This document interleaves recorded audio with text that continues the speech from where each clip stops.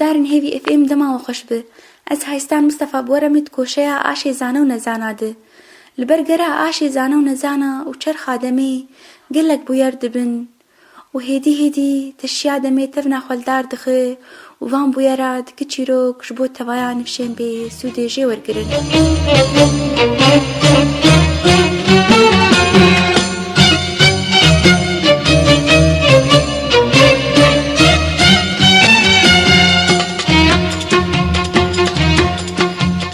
ئەزێ دی چیرۆکا ژوار بێژم چیرۆکا منی یەکەم.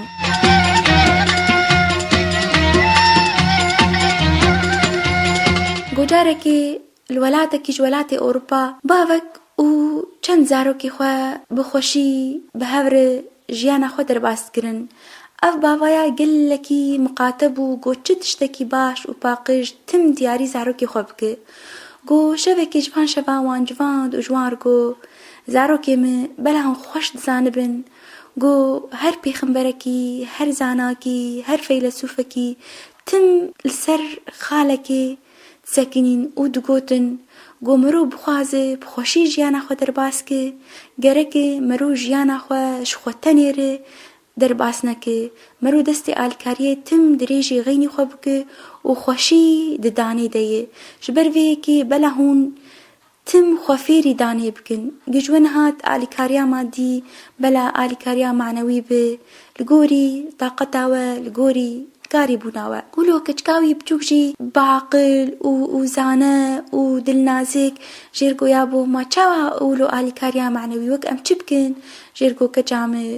مرۆ دلێ مرۆڤەکی دلشکستی خۆش بکە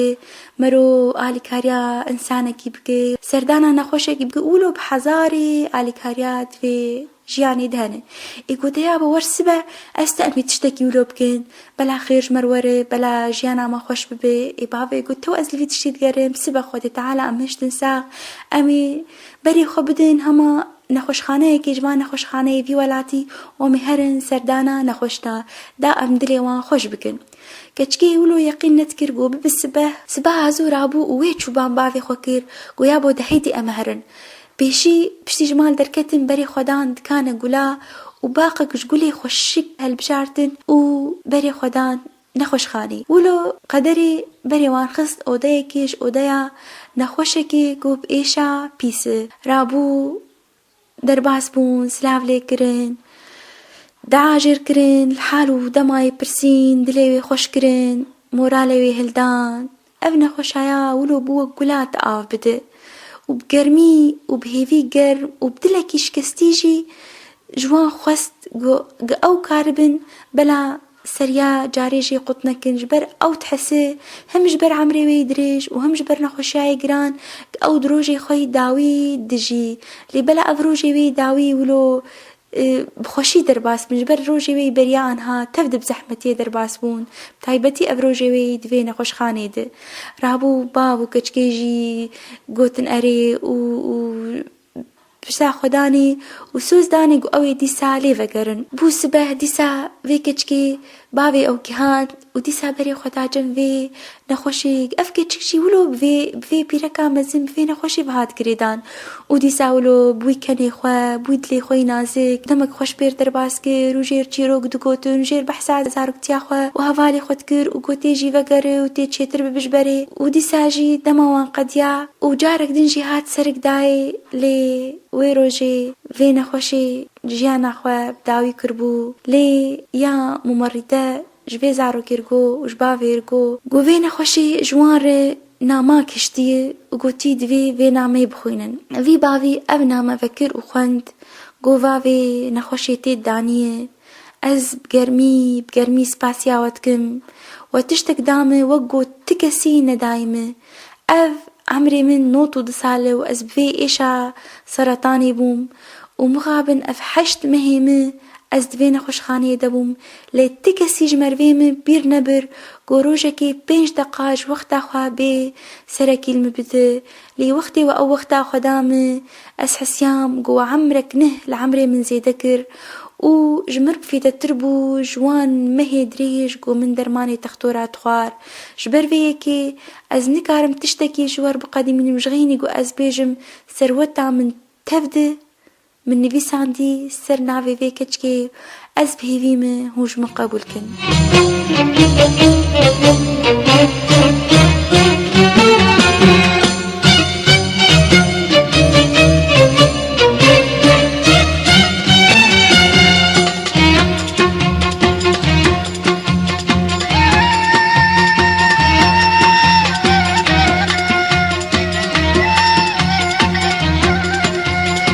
کامەی دواژی دیساشی براستی ولۆ چێبوویە لێ ئەڤایال مسر گۆجارکێ هەبوو مامۆستاک ناوێ وێ ئەبلا نەعمەت بوو.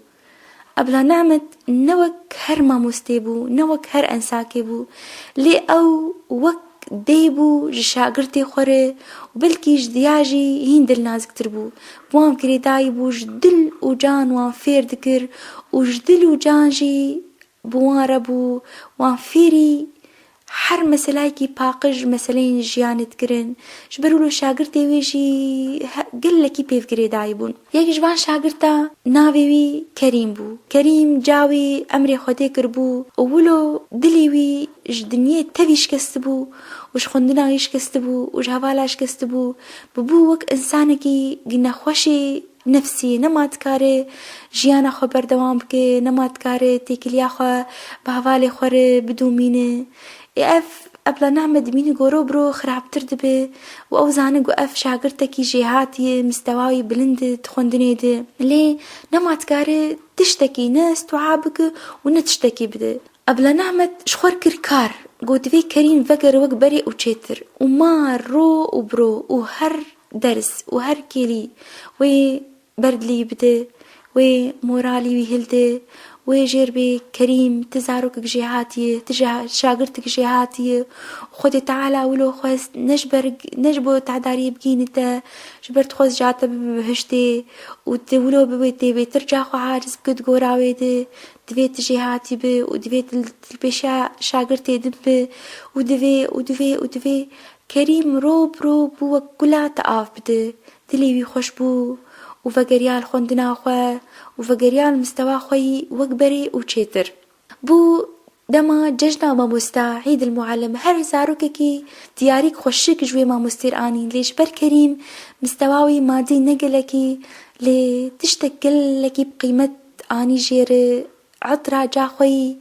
nêvco bû jêr anî û tiştekî din jî basnekî teqlîd jêr anî. Dema hevalê wî dîtin bû roja wê herekî diyariyê xwe pêşkêşî mamostê kirin û dîtin ah Kerîm qenîna etireyî nêvco û ew basnê teqlîd tev dê pêkeniyan lê Ebla Nehmet bi wan xeyidî û bi germî diyariya wî qebûl kir û dilê wî xweş kir got avayal cem û got te dinya tev de daîme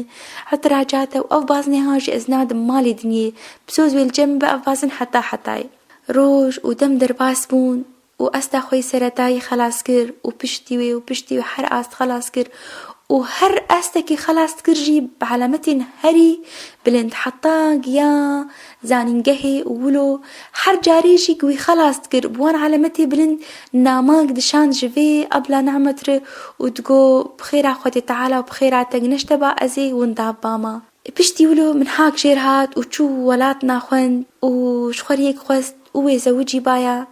rabû namak dîsa ji Ebla Nehmet irşand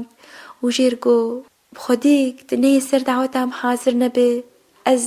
داوەتا خۆ ناگینم سەری ئەس بگەرمیش تە دخوازم و ئەس بهێویم کت حازر بێ ئەزی بلێتە تەیارێژیش دەرقوتکم لێ دەوێت حازر بش بەر توشونە جامنە وەختی Ebla Nehmet پشتی وێ عەمرێ مەزن گۆ تەقاعود ستەندیە و ئەڤ نامەهان هات جێر ئەو vêgavê bûwe gula te av bide كيفك مزن حسيا وقف دلسوزيا في شاگرتي وي بشتي افقاصال ويشبير نكريه كدا ويشبير نكريه رابو جير تليفون فكر قو بخدي اسبريت بمرمجي ازبيم دعوتات حاضر بم والطياري سوارات وشو او بازن الخوكر وچو دعوتا كريم. وقتی كريم او بازنايا بري ده سالات دستي ما مستاخد ديد يعني هستك هاتي لگورد بيجيك نتهات وصفدان دبي قاوي هردوا بها قرميها بدو حميسكر وكريم أبلا نعمة رقو از همات صورتي مريادة بمتأساخ كرم أبلا نعمة جيجيرقو تأز فيري واتا دل سوزيه وحس كرنا راسي كرم.